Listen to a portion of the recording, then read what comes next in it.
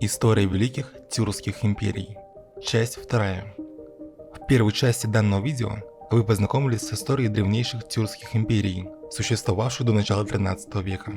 В этой же части речь пойдет о возрождении великих тюркских империй после монгольского нашествия.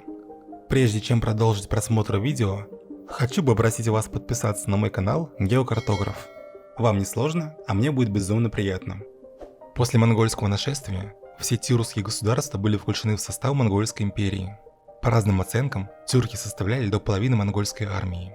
Эта империя в своем максимальном расширении просуществовала относительно недолго. В 60-х годах 13 века крупнейшее континентальное государство в истории человечества распалось. Кстати, рекомендую к просмотру мое видео про топ-120 крупнейших государств в истории на канале Геокартограф. Одним из осколков Монгольской империи был улус Джучи, ставший самостоятельным в 1266 году. Независимость была провозглашена Менгу Тимуром, внуком Батыя. В русской историографии это государство известно как Золотая Орда. Золотая Орда была кыпчакским государством. От монголов в ней сохранилась лишь правящая династия чингизидов. Помимо земель Дешти-Кыпчак, Золотая Орда владела Русью. Русские княжества были вассалами золотоордынцев. На Руси было установлено так называемое монголо-татарское иго, или как сейчас принято называть его по-толерантному, система зависимости русских земель от ордынских ханов. Установление ига принесло на Русь избавление от внутренних расприй и междоусобиц, защиту от европейских рыцарей, то и дело осуществлявших вторжение на Русь, сохранение православной веры, установление торговых связей с азиатскими государствами, выделение и чрезвычайное возвышение Московского княжества, которое, благодаря монголо-татарам, стало центром Руси, а также множество других бед и несчастий. Русь также была обложена неподъемным 10% налогом, который принято называть данью. Помимо прочего, на Руси были уничтожены зачатки демократии, которые зарождались в новгородской земле. С тех пор демократия на Руси так и не прижилась. Следующие 100 лет были периодом расцвета Золотой Орды. В 1299 году на западе Анатолии стал независимым османский бейлик, названный так в честь Османа I, основателя династии Османов. Из этого маленького зернышка зарождалась могущественная Османская империя, воистину уникальное государство, которое в будущем превратится в самую великую тюркскую империю за всю историю. Османские султаны объявили себя гази и начали священную войну против неверных, благодаря чему в их государство стали стекаться войны со всего тюркского мира. Османы приступили к активной экспансии на Византийскую империю, а также на соседние тюркские бейлики. В 1346 году на Золотую Орду обрушилась пандемия бубонной чумы, известная как Черная смерть. А из Золотой Орды генуэзские купцы заразили ею всю Европу. Это была реально страшная пандемия, масштабы которой ужасают. По сравнению с ней, этот так называемый коронавирус – просто игрушка. Эта пандемия сильно подкосила Золотую Орду. Польские и литовские князья, улучив момент, начали наступление на ордынские земли и земли ее русских вассалов. В 1357 году Орда с захватом территории современного Азербайджана достигла своего максимального расширения, а уже в 1359 году в Золотой Орде разразился тяжелейший политический кризис, так называемая Великая Замятня. За 21 год поменялось аж 25 ханов. От Золотой Орды отделилась ее восточная часть, то есть Синяя Орда. Южные и западные русские княжества, вассалы Орды, были захвачены Литвой и Польшей. Но несмотря на отделение от Орды, они продолжали платить ей дань, вплоть до ее падения. В 1370 году в Средней Азии на всеобщем Курултае Тимур ибн Тарагай-Барлас, также известный как Тамерлан, был провозглашен эмиром Турана. Туран – это самоназвание империи тимуридов. Османы тем временем пробрались в Европу, и их владения начали стремительно увеличиваться. Золотой Орде удалось преодолеть кризис только при хане Тохтамыше, который ненадолго восстановил ее единство. Тимуриды в 80-х годах XIV века захватили огромнейшие земли в Иране и Средней Азии, увеличив свою территорию в несколько раз. Соседство с Золотой Ордой немного напрягало Тимура, и он решил ее уничтожить. От поражения, нанесенного Тимуром, Орда уже не смогла оправиться. Могущество Турана в те годы было колоссально. Тимуриды захватили северо-западную Индию и вышли вплотную к границам Османской империи, которой, кстати, на тот момент принадлежали почти вся Малая Азия и Балканы.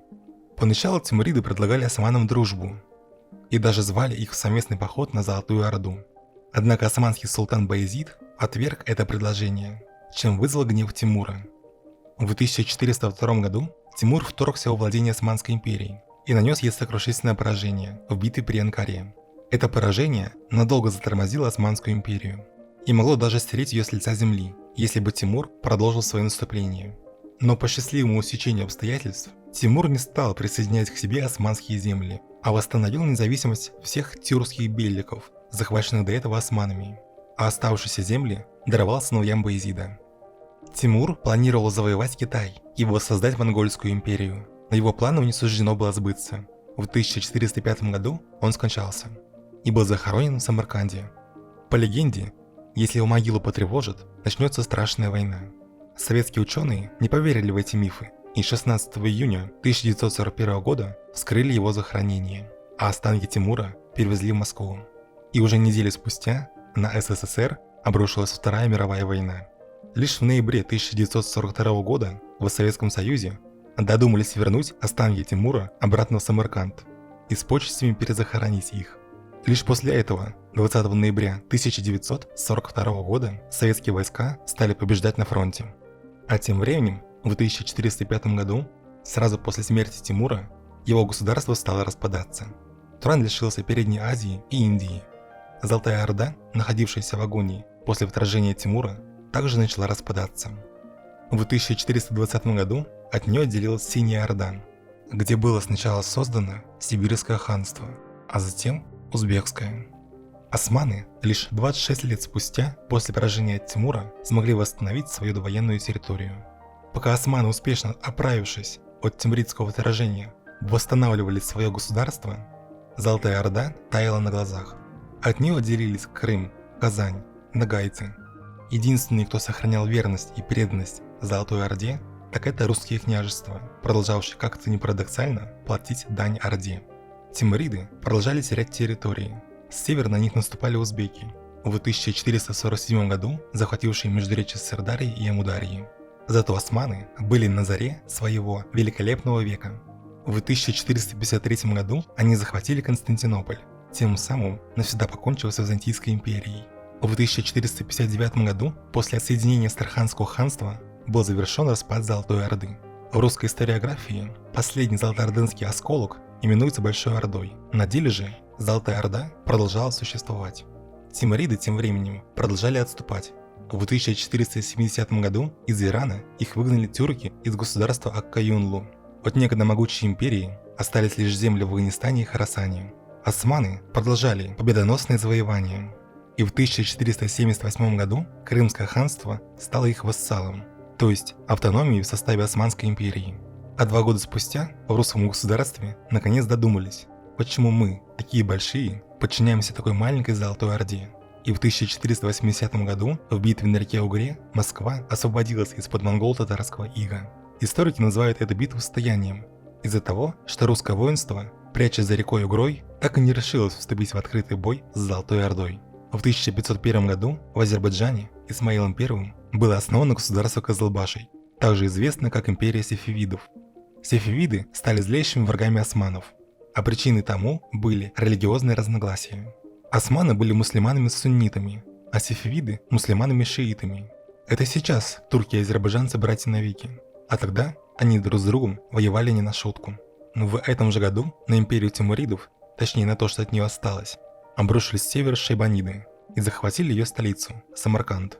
В 1502 году крымский хан, подвластный Османской империи, захватил Большую Орду, тем самым объявив себя единственным наследником Золотой Орды, претендуя на дань с русского государства и литовского княжества, которую, кстати, оба этих государства платили вплоть до начала XVIII века, называя эту дань поминками. Государство Кызылбашей при Шахиншахе Исмаиле достигло своего наибольшего расширения. Кызылбаши разбили государство Акка-Юнлу, вышли к границам Османской империи, а на востоке достигли пределов империи тимуридов, которая находилась на последнем издыхании. В 1504 году шайбаниды отняли у тимуридов Хорасан. Последний тимурид, падишах Бабур, бежал в горы Афганистана. Империя тимуридов пала, но словно птица Феникс смогла возродиться. Бабур не стал пытаться отвоевать Иран и Среднюю Азию. Вместо этого он нацелился на Индию, где им будет создана империя великих монголов. Сефевиды, разбившие банидов, в 1510 году захватили Хорасан. В 1514 году началась Первая турецко-персидская война, которая продолжалась 41 год. Османы в ней в итоге победили. Нанеся поражение сефевидам, османы захватили Восточную Анатолию. Пока сефевиды приходили в себя, Османская империя вторглась в Мамлюкский Египет и полностью его захватила. Алжир, видя неоспоримое могущество османов, добровольно согласился стать их вассалом. После захвата Египта к Османской империи перешли священные мусульманские города Мекка и Медина. Османские султаны отныне стали халифами всех мусульман. На востоке тем временем падишах Бабур, собравшись с силами, вторгся в Индию, где добился определенных успехов.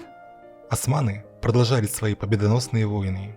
К власти пришел самый великий османский султан Сулейман I Кануни. При нем османы достигли апогея своего могущества. Ни одно государство мира не могло противостоять Османской империи. Сулейманом в начале своего правления были захвачены Венгрия, Месопотамия, Йемен и ряд других территорий. На северных рубежах османы достигли своих естественных пределов. Дальше армия, вышедшая из Стамбула, за одно лето просто не успевала дойти, не то что воевать и осаждать крепости. Великие монголы, не сумев совладать с государством суридов, были вынуждены временно оставить Индию. И в 1540 году вернулись на исходную позицию в горах Афганистана. Османы далее сосредоточились на южном направлении. Были захвачены Ливия, Оман, Грузия. Черное море превратилось в Османское озеро, став ее внутренним владением. В 1556 году русские войска захватывают междуречье Волги и Дона, формально принадлежащее крымскому хану, а также ликвидируют Астраханское ханство, что в дальнейшем стало причиной конфликта между Россией и Османской империей. И великие монголы в этом же году вновь вторгаются в Индию. На этот раз им удалось там прочно утвердиться.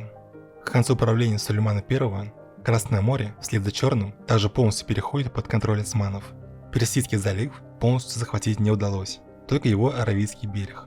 Столь причудливые границы, словно щупальца осьминога, обвивавшие моря, объясняются тем, что османы соперничали с Португальской империей за контроль над торговыми путями из Индии в Европу. И османам удалось победить в этом противостоянии. Вся торговля между Востоком и Западом шла через их государство, принося им огромную прибыль. В отличие от османов и сефевидов, которые постоянно враждовали между собой, великие монголы не вмешивались в их конфликты, полностью отстранившись от их противостояния, и продолжали завоевывать Индию. В XVI веке османы достигли своего максимального расширения. При сыне Сулеймана Великолепного, Селиме II, также известному как Блондин, потому что он был сыном русской женщины Роксоланы и выглядел очень по-европейски, продолжили завоевание на южных рубежах. К слову сказать, эта традиция среди русских женщин ездить в Турцию, чтобы наладить личную жизнь, сохранилась до сих пор. В Турции даже придумали специальный термин для них – сары-гелин, что означает «желтая невеста». В настоящее время в Турции проживает более 100 тысяч таких сары-гелин. Турки очень любят блондинок. Во второй половине XVI века османы полностью подчинили себе Аравийский полуостров и окончательно укрепились в Северной Африке. А при внуке Сулеймана, Мураде III, площадь Османской империи достигла своего максимума. Мурад в союзе с шибанидами победил в войне с сефевидами и захватил весь Азербайджан. Сефевиды также уступили шибанидам Туркмению. Таким образом, к концу XVI века три великие тюркские империи протянулись широким поясом от Марокко на западе до Китая на востоке. Османы, проведя изнурительную войну с Ираном, потратили на нее слишком много сил. После этой войны Османская империя ослабла и начала терять территории. В 1588 году Оман был захвачен португальцами. В 1608 году сефевиды вернули Азербайджан. И в 1623 году даже ненадолго смогли завоевать Османскую Месопотамию, которую, впрочем, османы вскоре вернули. Последней крупной победой Османской империи в Европе была победа над Речью Посполитой в войне 1672-1676 годов. Были захвачены Подолье и вся правобережная Украина. Но вскоре османы пожалели, что разгромили поляков. Тем самым они подтолкнули их к союзу с Россией и Австрией. В 1683 году началась Великая Турецкая война, война Османской империи со Священной Лигой, куда входили Священная Римская империя во главе с Австрией, Речь Посполитая, Русское государство, Венеция и Папская область. Это был последний крестовый поход, предпринятый по инициативе Папы Римского. Кстати, про крестовые походы смотрите отдельное видео на моем канале Геокартограф. В начале этой войны удача была на стороне османов. Они осадили Вену, столицу Священной Римской империи. Но потерпев поражение от объединенного войска Речи Посполитой и Священной Римской империи, османы начали отступать. И в результате эту войну они проиграли, потеряв значительные территории. Только объединившись, Европа смогла совладать с Османской империей. Пока османы яростно сражались в Европе, великие моголы закончили завоевание Индии. В 1704 году они достигли своего наибольшего расширения. Конец 17 и начало 18 века были крайне тяжелым временем для этих трех тюркских империй. Империя великих моголов, достигнув своего максимума, вскоре начала распадаться. От Сефевидской империи отделился Афганистан, который в 1722 году захватил ее. Таким образом, Сефевидское государство Кызылбашей было ликвидировано. Османской империи удалось вернуть некоторые территории, потерянные в Великой Турецкой войне. А после падения государства сефевидов османы даже захватили Азербайджан во второй раз. Впрочем, закрепиться в Азербайджане османам вновь не удалось. Они вскоре его покинули. Империя великих моголов таяла на глазах, и к середине 18 века она превратилась в небольшое государство в долине Ганга. О былом величии напоминали лишь потрясающие красоты купола и минареты Тадж-Махала. Османы продолжали проигрывать войны на севере и лишились Крымского ханства. А в Аравии движение ваххабитов поставило под угрозу священные города. После вторжения Наполеона Бонапарта в Египет власть Османской империи над Северной Африкой и Аравией сильно пошатнулась. В Индии Британская империя захватила практически всю империю великих моголов, оставив им только столицу. В Египте пришел к власти Мухаммед Али, который стал проводить самостоятельную политику, независимую от османского султана, лишь формально оставаясь частью Османской империи. С помощью Мухаммеда Али османам удалось вернуть Хиджаз. В 1857 году великие моголы встали во главе отчаянного восстания против британцев, но проиграли. Дели был захвачен. После ликвидации империи великих моголов в мире осталась всего одна великая тюркская империя. Это Османская империя. Под ее контролем по-прежнему оставались значительные территории. Египтяне, вассалы турецкого султана, во второй половине 19 века захватили Судан. Владения османов в Африке тогда были максимальны за всю их историю. Но уже в 1882 году Британская империя, недавно уничтожившая империю великих моголов, вторглась в Османскую империю и захватила Египет. К началу 20 века Османская империя лишилась всех своих владений в Африке. На Балканах удалось сохранить только Восточную Фракию. Но османы по-прежнему контролировали Левант и значительные территории в Аравии. В 1914 году началась последняя война Османской империи. Это Первая мировая война. В этой войне османы выступили на стороне Германии и проиграли. Османская империя лишилась последних своих владений. По плану победителей в войне предлагалось разделить Османскую империю и полностью уничтожить. Но благодаря Ататюрку османам удалось собраться с силами и прогнать захватчиков, и вместо павшей Османской империи была провозглашена Турецкая республика. Так османы стали турками.